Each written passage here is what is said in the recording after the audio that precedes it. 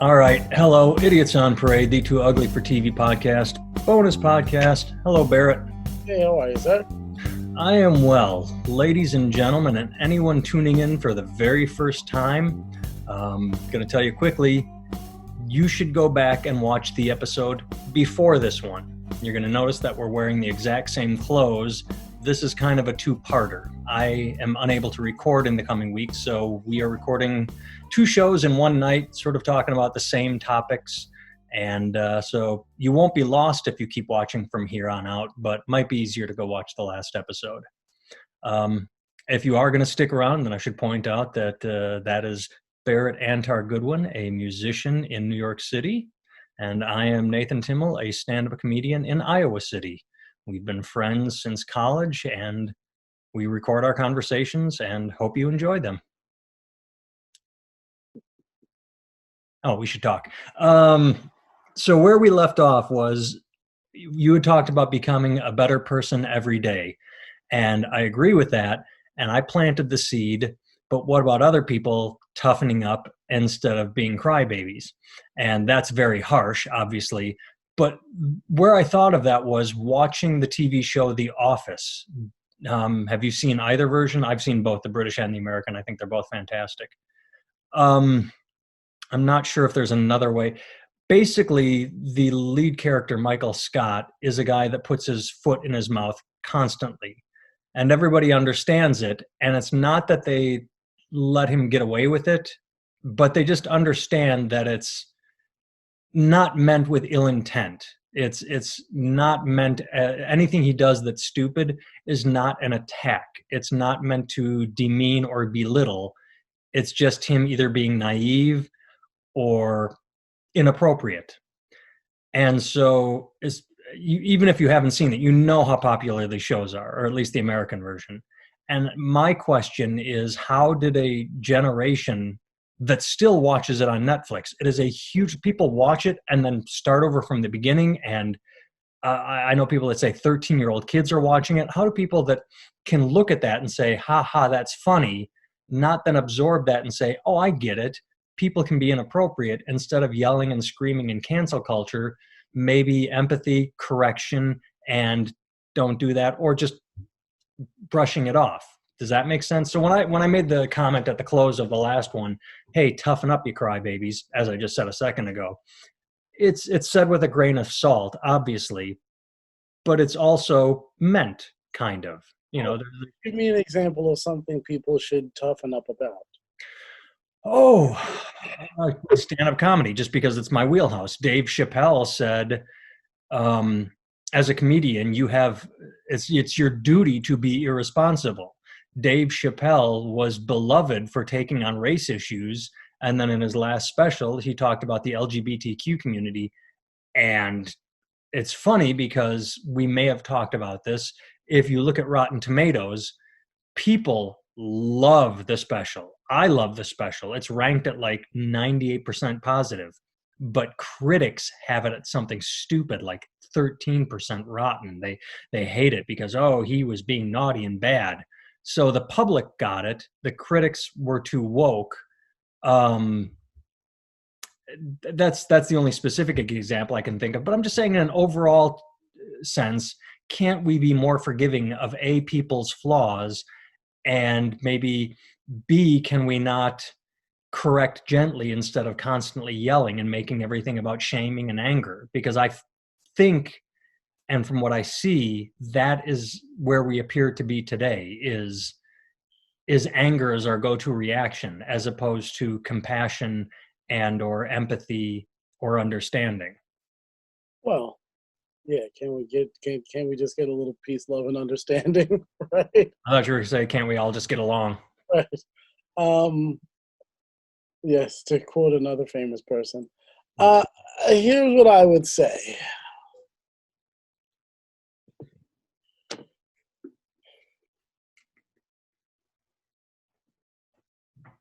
Sure.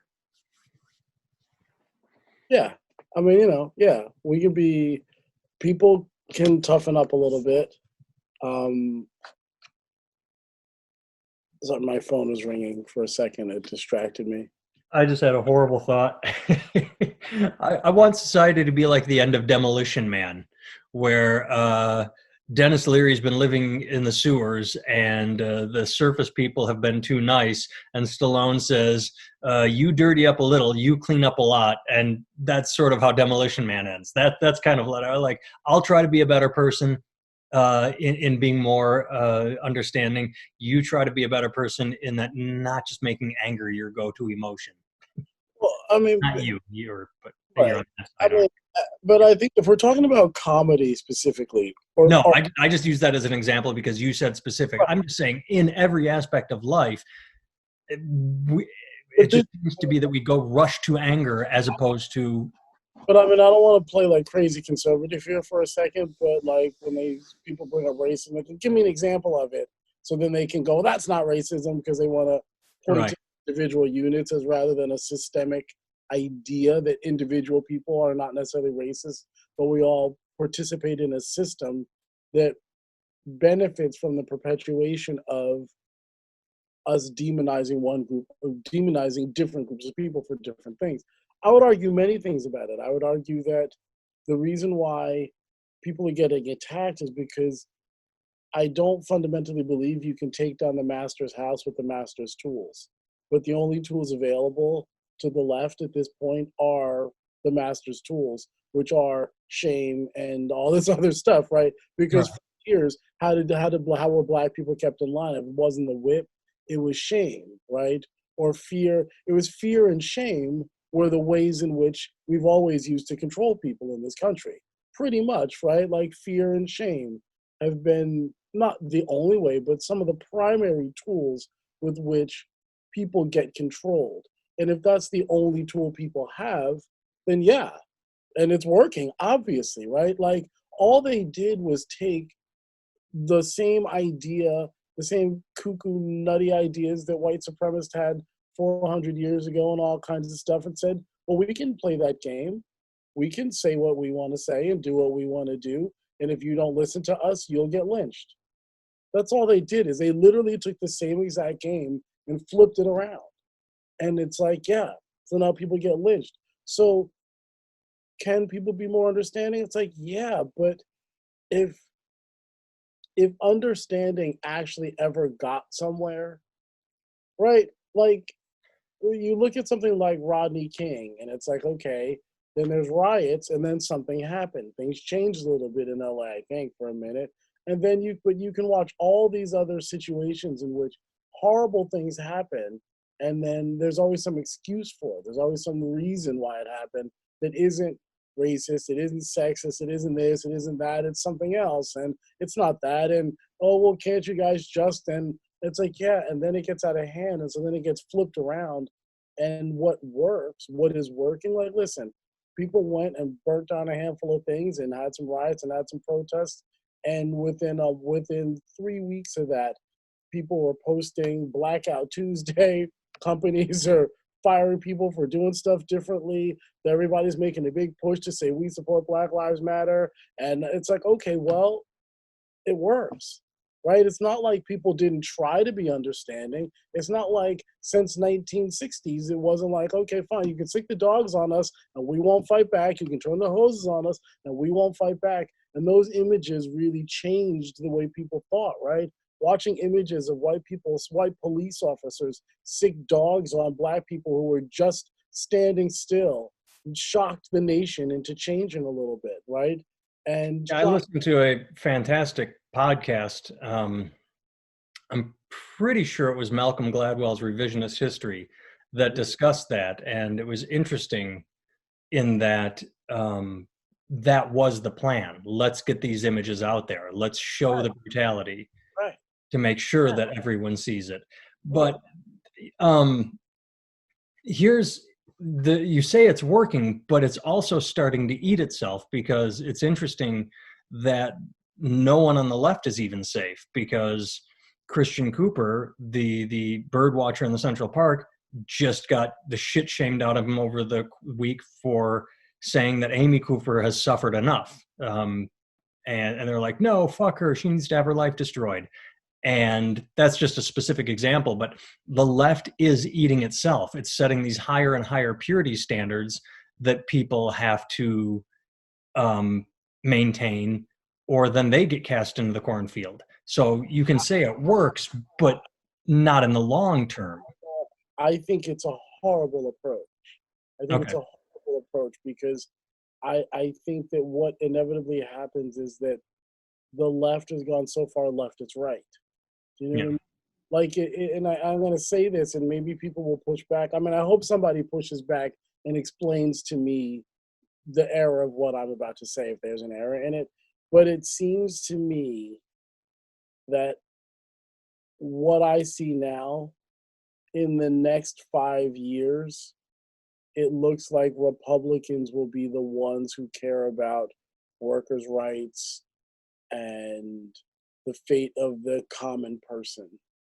Because, do you know what I mean? Like, Yeah, and I mean, and that wouldn't surprise me because it's flipped before. I mean, you talk. I mean, people Republicans still like to bring up, oh, Lincoln fleet.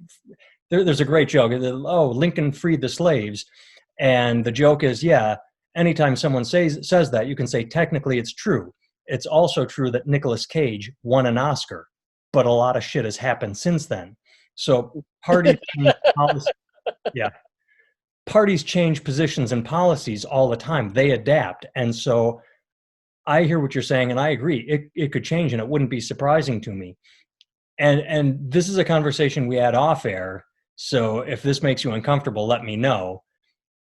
You and I have discussed feeling personally, and I'm only speaking for you and I, that you remember we've known each other forever. And when we were young, angry, left liberals too.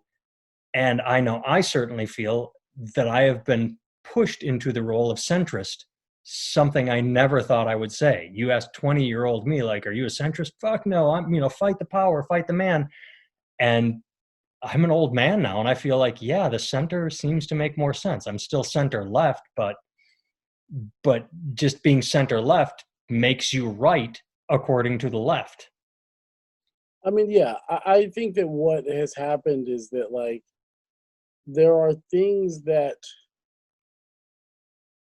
like, conservatives have a point, you know?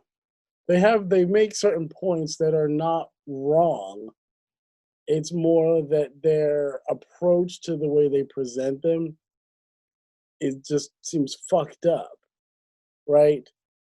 And it seems like they're attacking. It seems like it's full of vitriol or something. But like, they're right because like in the past 20 years, we have seen a massive shift in this country. We went from where, you know, the idea of gay people getting like in our lifetime, let's not even say 20 years, let's say in our lifetime, we've seen the idea of gay people even walking around and holding hands as being something that if gay people got beat up for it, people would have said, well, I mean, what were they expecting? They were walking in such and such a place holding hands. They should Well, have known they were going to get their ass whooped, right? quickly to interrupt you, when you and I met, that we got gay bashed verbally. Right. We Yes. were walking by what park was it in Boston? We were just out walking, talking, just near each other. Car frat boys drive by, faggots or whatever. I mean, Right, exactly. Just some not right. Like and right. And nowadays, the idea of somebody doing that, like I watched a video today of some white supremacist talking a bunch of shit, and then a woman going, pulling up her camera, going, "What's your name? Say that again." And him refusing to say his name, and I could see the look of fear on his face. She goes, "Don't worry, I'll get your name." And she just posted it up and said, posted to all her friends, said, right. "Share this. Find this guy's name." And literally within like 4 or 5 minutes, they found out who he was and said, "Oh, your name is such and such." And you could see the look on his face, and I was like, "Right, like." And here's the problem, and this is I'm not talking about being more understanding of people like that. I'm talking about being more of mishaps or just right. harmlessness that seems to be offensive to people. Here's the thing, right? What has happened is that things have changed drastically, right?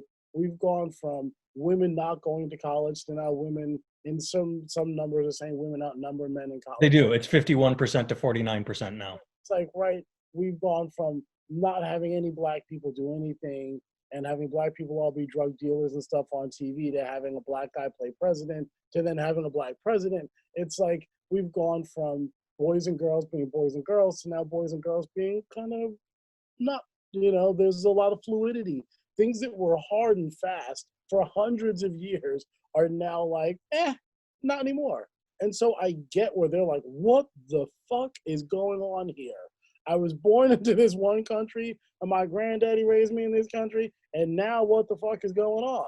You know what I mean? Because shit is fucking buck wild and crazy. Now, many of those things are fantastic. Yeah. But I'll bet you that there's a lot of stuff that is not fantastic that has also gone through because of liberal ideas and things like that. That may not be. I can't think of anything that I benefit from all the liberal not policies, but the liberal stuff, like sex on the first date, all kinds of stuff that is now a common practice. I benefit from these things. But Well, I can toss you an example if you'd like. Yes. It's not exactly because it's an economic example, but not a societal one like you're talking about. Is that okay? Yeah. Okay. I say this too often, but I'm only just giving. I listen to a podcast. I listen to so many podcasts. I'm not sure which this one was. Maybe On the Media. Talked about universal health care, where I said it's a great fucking idea. Do it. Everybody deserves health care. And they tried it somewhere in Washington, Oregon, one of those northeastern states, and they said it's going to bring costs down. Costs skyrocketed because it's the standby. It was said during the Mitt Romney election where if people that don't have health insurance, they're going to wait and then go to the emergency room and drive costs up. What happened was they got health insurance, so every time they sneezed, they ran to the doctor because they had health insurance, because they had coverage, and costs skyrocketed because it was a new toy. They hadn't been trained how to use healthcare or when it's necessary. So that would be an example of me and again, it's a curve. You're going to get this, like, it's going to spike and then people are going to level off and learn how to use healthcare and like, oh, okay, I don't need to go every time. But so when you hear Republicans saying it's going to cost too much, yeah, it will for a moment, but then it will level off. Not probably a good example of what you're saying as far as this is the country I was born into. I'm just saying as far as hearing the other point of view. Well, Maybe I was wildly off base when I was trying to. But I think that what you're saying is a valid point, because I think that along with the idea of a national healthcare system, along with that would have to come the ability to buy drugs that you need from the pharmacy without a prescription, which would then come with, all right, I haven't been overseas in a minute, but last time I was overseas, when you walked into the store, there was all kinds of stuff that we would need a prescription for that they trust you to just use. Like, why on earth would you buy too much penicillin, right? So you don't need a prescription for it. Why on earth would you buy too much of this stupid fungus cream? So you don't need a prescription for it, right? So there's a certain amount of self-care that they expect you to administer yourself, self-diagnose and fucking fix it yourself, right? Like, most women by the age of whatever know what a urinary tract infection feels like. So why should they have to go to a doctor to get a prescription for something when they already know exactly what they have and they should just be able to go and get this thing? You know what I mean? Yeah, I have a horrible sidetrack story to tell you that you just made me think of, and I apologize. But you talk about something that you know how to treat for yourself. I'll make this as fast as possible. I had a skin tag on my armpit, and I showed it to my wife. I said, "Ooh, that's ugly." And she said, "Yeah, you should go get that looked at." I said, "Well, give me scissors. I'll just cut it off." She said, "No, you can't." So I go to the hospital. We're not like, emergency room, but just to see a doctor. They have a clinic inside there. I show up 10 minutes early. I might get called back 15, 20 minutes late. So I've been there.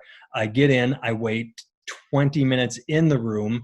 The doctor walks in. I live by university, so it's a training hospital. So it walks in with a student, not just, like a freshman, but you know what I mean, a doctor in training, and says, I'm going to observe if you're okay by being seen with a student. I'm like, yeah, absolutely. He goes, yeah, you have a skin tag. And he took out scissors and cut it off.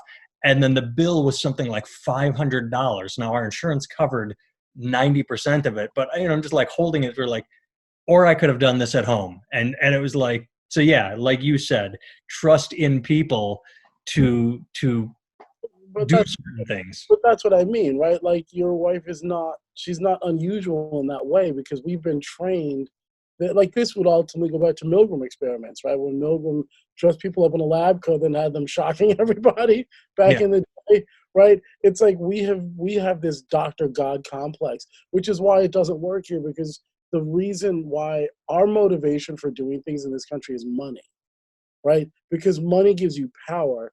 And like this is the other thing to tie it back to like from the last conversation, like our boy Trump and things like that, right?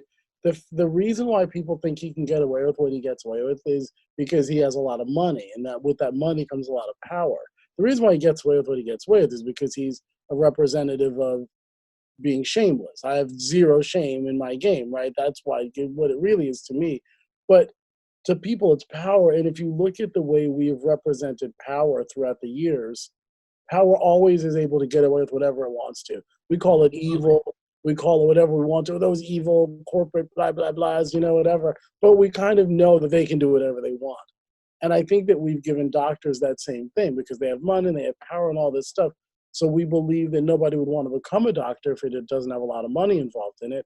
And we've given them this kind of godlike authority over us so that even the minute you have a sneeze, you don't trust yourself to diagnose yourself. So I think that we'd have to have a retraining as a society to be more proactive in our own health. But I would again, it's again, what you said before. If you're a hammer, everything looks like a nail, right? I would tie that into the very systems that oppress people. Is this ability to not think for yourself and diagnose for yourself? Some simple things, right? And I know it's like it might be a reach, but I feel like the system benefits by us putting all of our trust in it to do our thinking for us. Now that I agree with, and the reason the thought that popped into my head is where we are right now, July 15th, in the middle of a pandemic in 2020. The idea that it comes out every few weeks. I saw an article today or yesterday. Goldman Sachs, for fuck's sake, a right wing, all I care about is money corporation, Goldman Sachs, said, if you really want to save the economy, just put everybody in masks. That way they can go to stores, they can go to beauty salons, they can do whatever they want. And then a report came out today that said we could wipe out this pandemic in 4 weeks if everybody just wore masks. And yet you go out and you see people not wearing masks. You see it all the time. And it's we in a way, you look at it and you say, yeah, we can't fucking be trusted. We are too dumb. I mean, I know that it sounds silly, but you bring up like what is that iRobot and all these silly movies. Like the fear of AI is that when AI gets smart enough to think for itself and self-create and do all this other stuff, and it is designed programmed to help us, right, in some way, it's going to say, well, what you guys really need is somebody to make your decisions for you because you guys cannot be trusted to make decisions on your own. Like Right. that, but when you watch the movies and they paint the evil corporate rich guy, there's always some old white dude, right? Well, when they paint that guy, his thing is what he'll always say to justify his behavior is the people aren't smart enough to govern themselves, right? And arguably, I listened to this woman, Kate Mann, who wrote a book, Down Girl, about rethinking the way we think about misogyny. I didn't read the book, but I listened to the interview. Fascinating stuff. She was the one who said how patriarchy is largely enforced by men and not by women. Something you mentioned in the previous podcast. I was like, like that made me think for a minute because it's true. Like I know a lot of women who date men who make who make less money than them. I know a lot of women who date dudes who aren't worth You and I both actually are married to women who make more than us. I know I know a lot of women who do that, and I know a lot of men who don't. support that idea. But I know a lot of women who are actually okay with that idea. I actually know a lot of men that are okay with the idea. I don't know if you remember this, but Lydia and I got I, I wrote a blog about it called The Lion's Share, about how she out earned me, and that didn't attack my masculinity or make me I feel mean, like my penis. and I think that the reality is that that kind of thing, it allows for a kind of evolution, right? But I think that that's partially what the problem is that like I feel like change just happens really slowly. I don't even remember what the original question was at this point, but You know, like, the change is the Titanic. Right now, people want everything now. We have these cell phones that give us everything now, now, now. We want answers. There were people, and I hate to keep bringing up the coronavirus because I don't like doing that, but there are people saying, "Oh, Fauci said don't wear masks, and now he's saying wear masks." They want everything to be straight and narrow and always like answers. Why was he wrong then? And it's like, well, life is fluid, life changes. We don't have all the answers now that we get on our phone. We live in a time of immediacy. Are you hungry? Hit an app. Something's going to show up at your door and give you food. Um, right, but I mean, I could argue it both ways, right? Like, I think that to a degree, it ties into what you say about cancel culture. I think that people aren't allowed, we don't allow for people to evolve and grow. Like when you go, well, back in 1985, you did this, and yeah. that was despicable. And people go, my God, in 85, I was 20.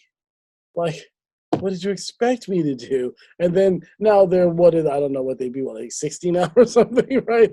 But, Well, I mean, it but doesn't matter. you know, It yeah, doesn't matter how far back it is. It could even be a few years ago. They aren't. but And I hate.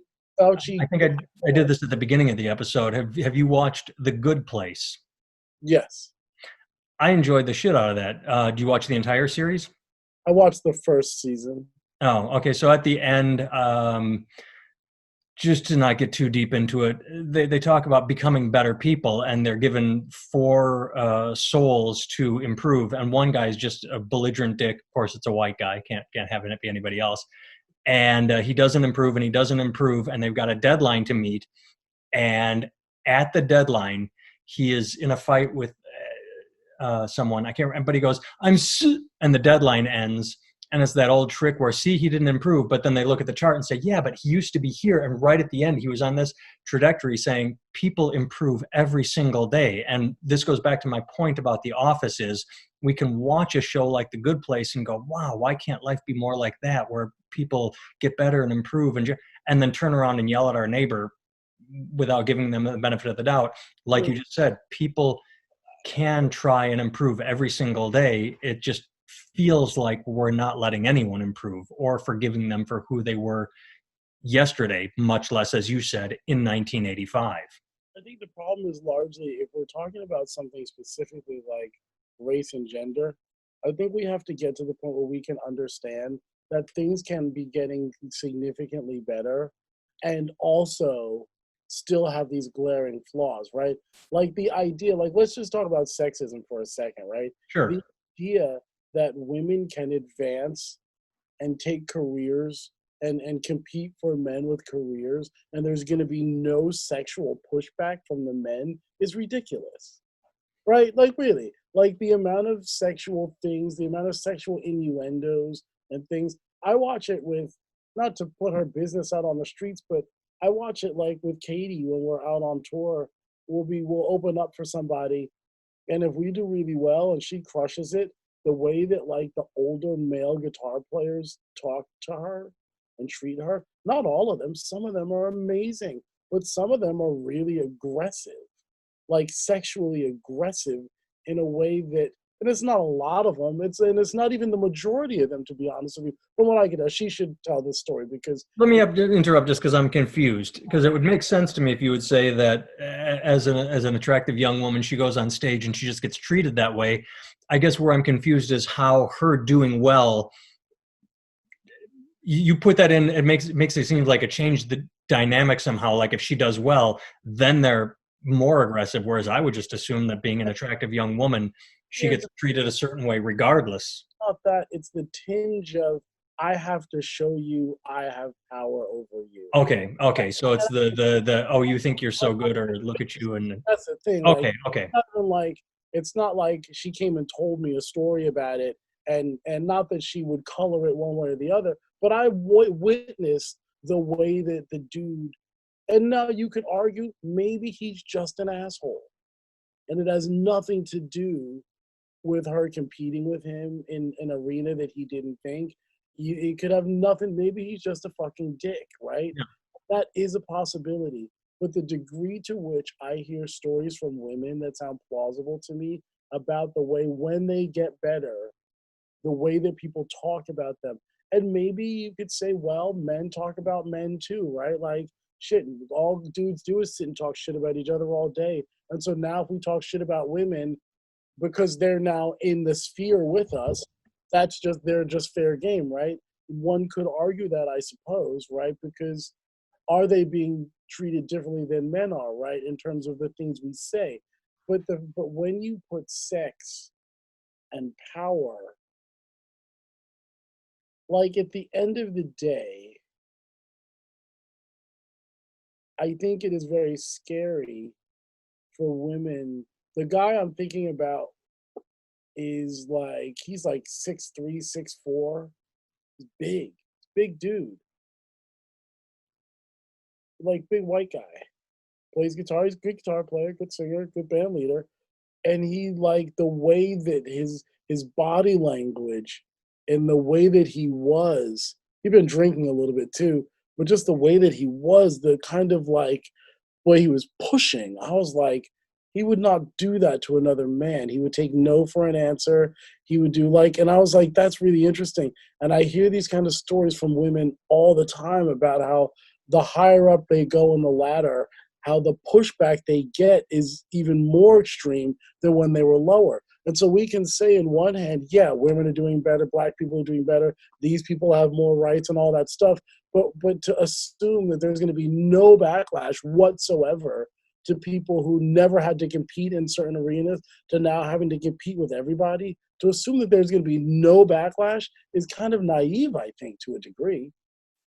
I so did we talk about this last episode or this episode? It's all becoming a blur because it's all one conversation.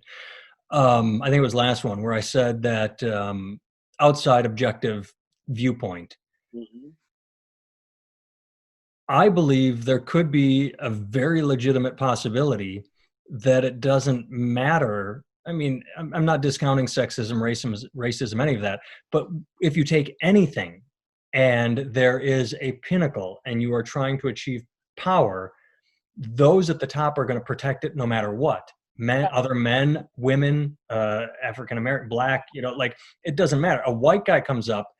I mean, you didn't see you never see a CEO saying, "Oh, let's take it like football. Whenever the young football quarterback gets drafted, or any position, there is competition to see who is taking over that position in the upcoming season."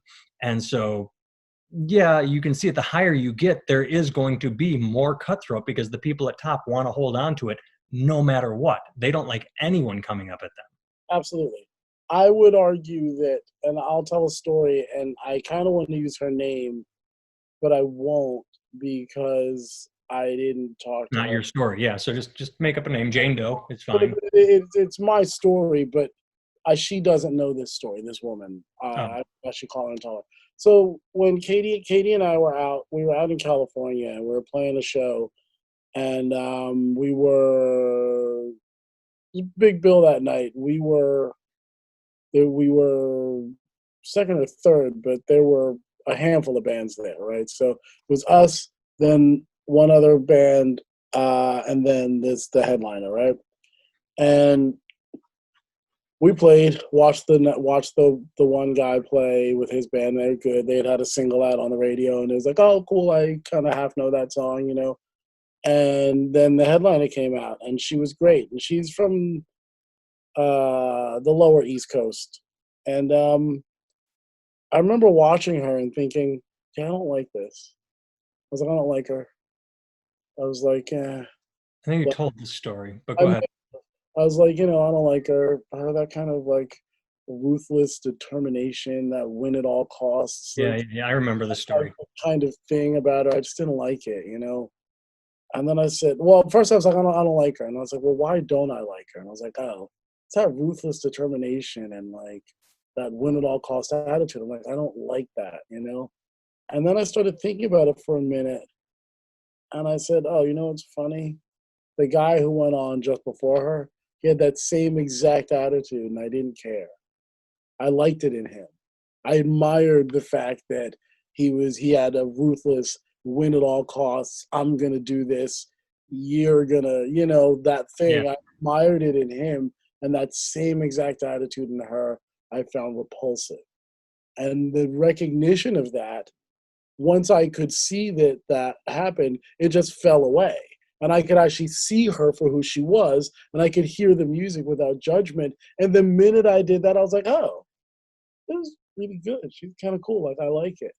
And that's the thing. I think that we have unconscious filters that we see things through, and we can't actually see things logically. Like if you had asked me why I didn't like her, if I hadn't thought about it, I said it's just not for me. And it would have had nothing to do with the fact that she's a woman. Nothing at all. If you had asked me what I thought, I'd have told you I didn't like it. I'd have told you the songs weren't really that catchy and the band was kind of over rehearsed, a little sterile. You know what I mean? That's what I would have told you. And then if you asked me 10 minutes after I'd had the realization, I would have said, I really like them. Their songs are really good and catchy, and they really worked hard. And that's all based on a judgment that I had that was completely ridiculous. Do you know what I mean? I do, Like, but I also am formulating in my head. It's interesting that you had the realization and you flipped the switch on yourself because what I was thinking is in any performance, and I've been guilty of this, I have been absolutely guilty of this. The person that goes on before you, if they get a certain response from the audience and you see that and you feel insecure, you go up and try and play off that. And in my head, I was thinking, like you said, you flipped, but maybe, and it wasn't, this was not the case, but someone can be on stage and be inauthentic, maybe being aggressive, who that is not who that person is, but they're yeah, trying to like, oh shit, that person before me was very aggressive. I need to be aggressive. And then 100%. the audience sees through it because I've bombed because I tried not being me on stage. And now I've gotten better, and someone will go up and do a bunch of stuff and do really well. I'm like, all right, I'm just gonna go be me and take and you have to give the audience like a couple minutes to change gears. They got to put the clutch in. It doesn't happen quickly, and if you panic, you can get into your head. And I'm not doing as well as the guy before me. But as said, it's all moot because you did say that you flipped your own point of view on it. It's incorrect. Here's the thing. There's a guy who I listen to his podcast occasionally. He's talked about going on a silent retreat for 5 days, a 5 day silent meditation retreat, right? And he said that what he noticed is that in a place where for 5 days you see the same people over and over again, but you don't talk to anybody. So you don't have any stories. You have no point of reference to figure out who they are. So he said he started making judgments in his head. Why is this person supposed to be a silent retreat? Why are they wearing jeans and a t-shirt? Or why are they wearing a jumpsuit? Or why are they doing? And he's finding there are people he didn't like. He didn't like them, even though he'd had no interaction with them other than walking around and seeing them walking around. This person breathes too loud when they meditate, blah, blah, blah, whatever it was. And he realized in those moments when all he had was being trapped in his own head for 5 days straight, Yeah. how much of his time was spent judging people with no criteria whatsoever other than what they were wearing, how they were breathing, and the way they walked. And he said he must walk around.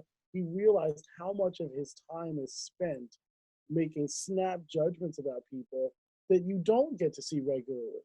So you never get to confirm or deny them. You just walk by somebody, you make some snap judgment, and then they're gone. But you do that enough to the same kinds of people, it becomes a belief system, right? and it's like, how much of our belief system, like, I get that we can all be part of a system, and I get that, like, we don't have a lot of control over, right? The family you grow up in, the environment, the culture, right? All these things go to shape, like, how much, I guess the question becomes, how much of you is actually you, and how much of it is just shit that was shaped by forces you had no control over, that give you beliefs that you don't even know you have, that give you the illusion that you actually have free will, even though, particularly when you're a young person, Yeah. right? Like, the older you get, maybe you dismantle some of these things, but like as a young person, how much of your identity is actually you and how much of it is constructed? And if you never go to analyze or revisit that, this is how you can be, you know, like 30 years old and believing stupid things, or 40 or 50 or 60. Do you know what I mean? Because you never go back to even question the stuff that you have been taught. You know what I mean? Does that make sense? It does. I was going to say I have two thoughts. Now I have three thoughts automatically. The first is I can, the story you told, I can make it personal. Hmm. Um, I can tell you early on, and I still get trapped in this very little, but as I get trapped, I remind myself not to. I can be on stage and just everyone's laughing, but I notice the one person in the corner who's not, and I'm like, what the fuck, like, and then that person will come up and like, hey, my dog died. Just thanks. You took my mind off it. I had a great time. And I'm like, oh, like you never know what someone else is going through. Two, um, I am in the deconstruction stage right now. I have been for I don't know how long, but I still make those snap judgments. What I do is I acknowledge them as soon as I make them.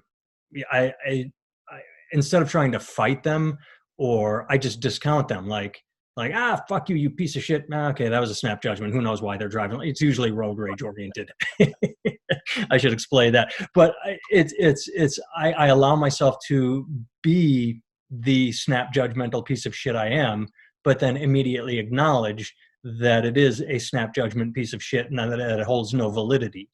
And then three, the third thought you made me think was, yeah, I think in part that's why I and many others was so angry as a teenager and in my 20s. I think everybody's supposed to be angry and confused because there's the idea of who you think you are and who you want to be and who society is telling you to be, and the outside forces you don't even understand.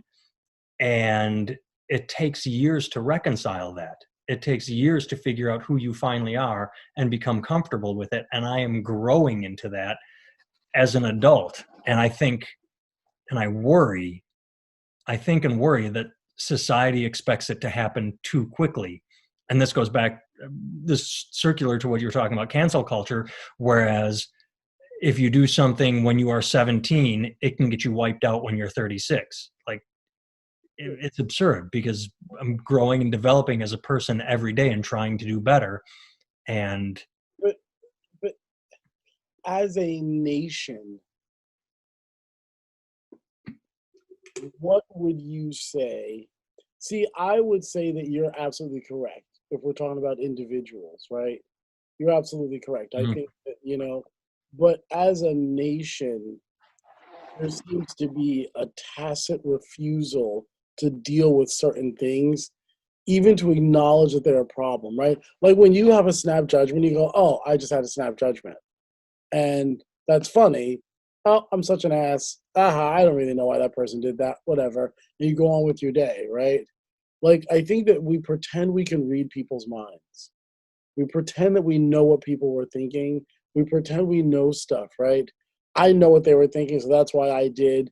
Well, if you talk, like, we're always imagining that we can always second guess something to justify something we believe, instead of just going, like, you know what, I could be wrong. And I get it in a culture where, like if you take, like, and I don't want to just completely hijack other people's podcasts, right? But like, if you take the Jordan Petersons and Sam Harris's of the world, I like Jordan Peterson for up to a point. I like Sam Harris up to a point. But when they start talking about some of the racial things, and then they say they're not racist, I don't believe that they're racist at all.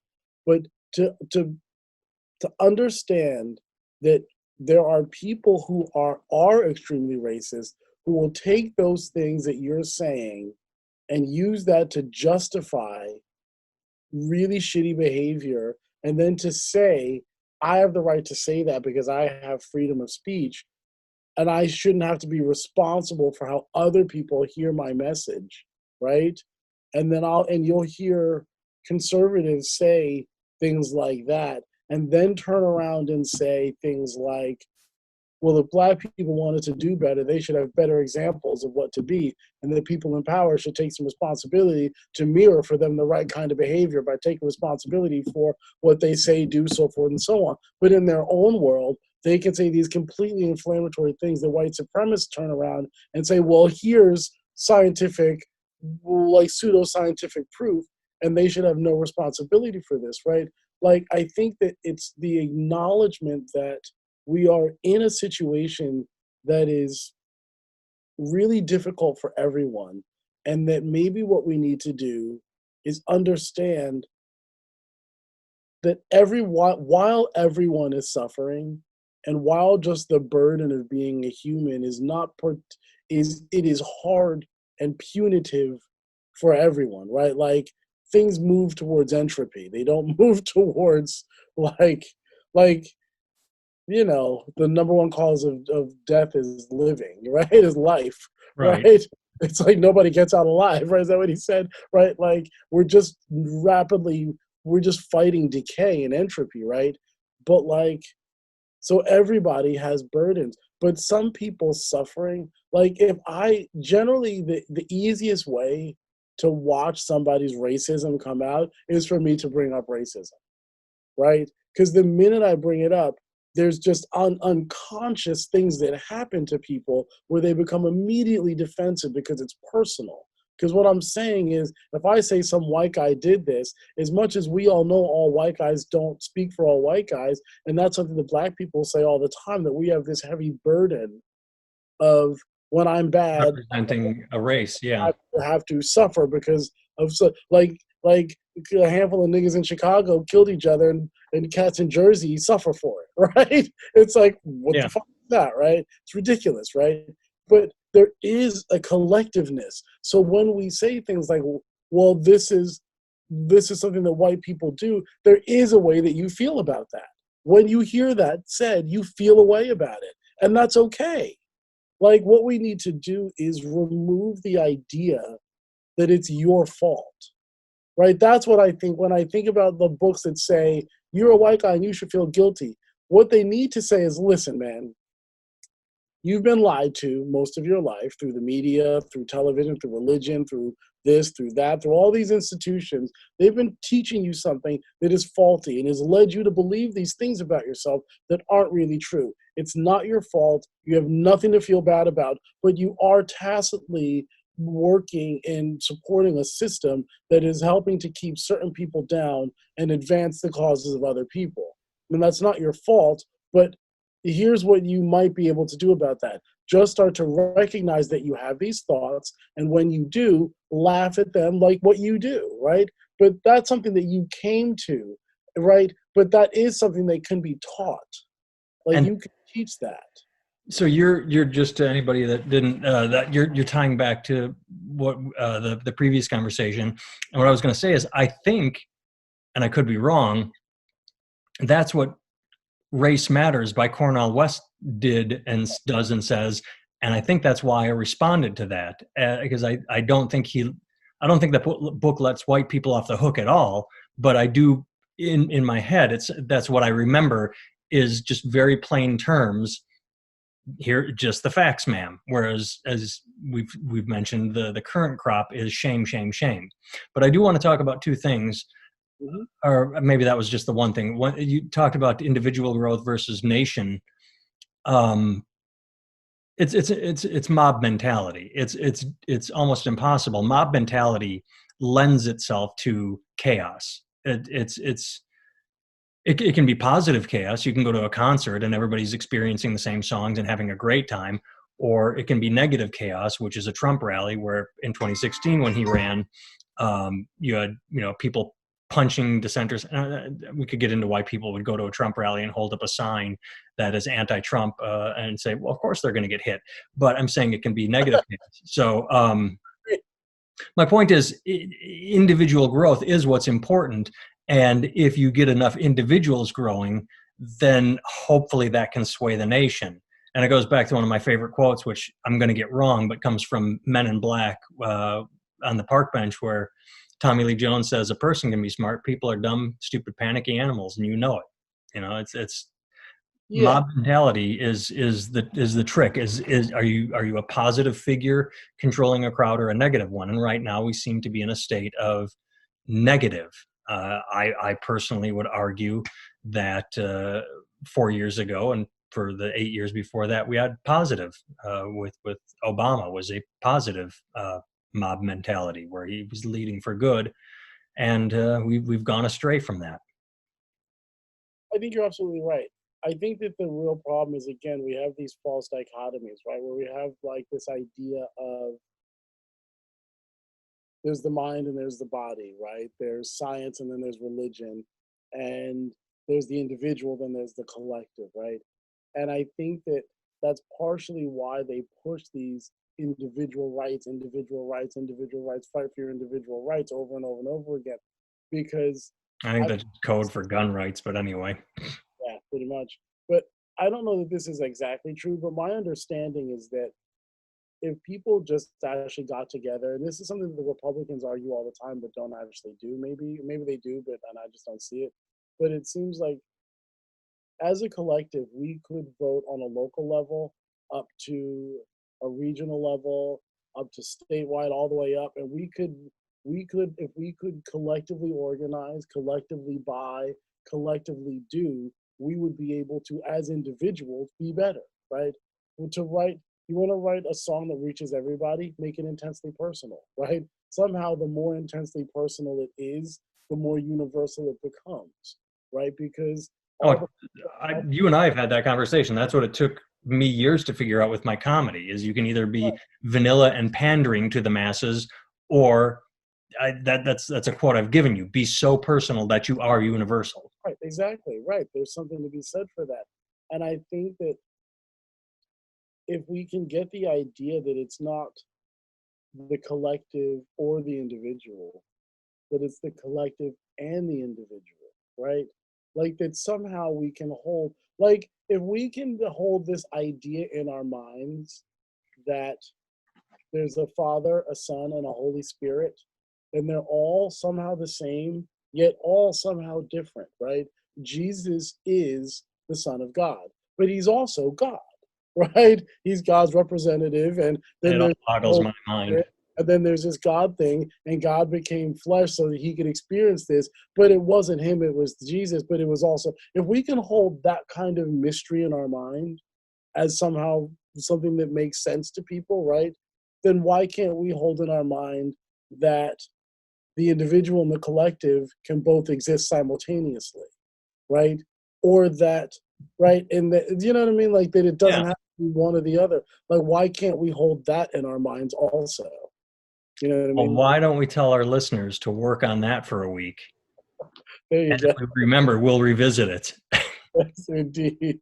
Just send So us nasty. I'm just waiting for the nasty emails to come. I, that, I once we start getting more viewers, oh, they'll come, and then we'll really start uh, pissing people off, because you can't have an opinion without making people angry, even if it's benign. Those angry emails can be sent to antargoodwin.com. Do you have a contact page on there? I do indeed. Yeah. Or nathantimmel.com, depending on which one of us pissed you off. Because we are recording this so far out, I don't. Do you just want to? Let's go back to something I said a while ago. You have a gig coming up, which is great. Actually, by the time this plays, it'll have passed. But in this time of COVID, you are giving virtual bass lessons. So if you are a musician anywhere worldwide, antargoodwin.com, you can use that contact form to contact him for good, not just to yell. As far as me, you can visit nathantimmel.com. And as I mentioned last week, there's across the top bar a merch page. Look around, read my blogs, look at some videos, And if you got a couple bucks, we don't, what's it called? A Patreon? Is that what it, we don't just ask for money, but if you find something you like and you buy something, it helps. So there you go. AntarGoodwin.com, NathanTimmel.com.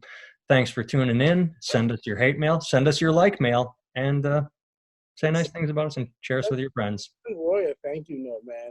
Because Oh, yeah, yeah. Roy said he tuned in. built that bass for you, man. That bass is still dope as shit, man. It is. That bass is badass, man. And Roy built that, right? Like He you did. built that for you. That's a badass bass, man. It's fun. Yeah, man. All right. Yeah. Bye, kids.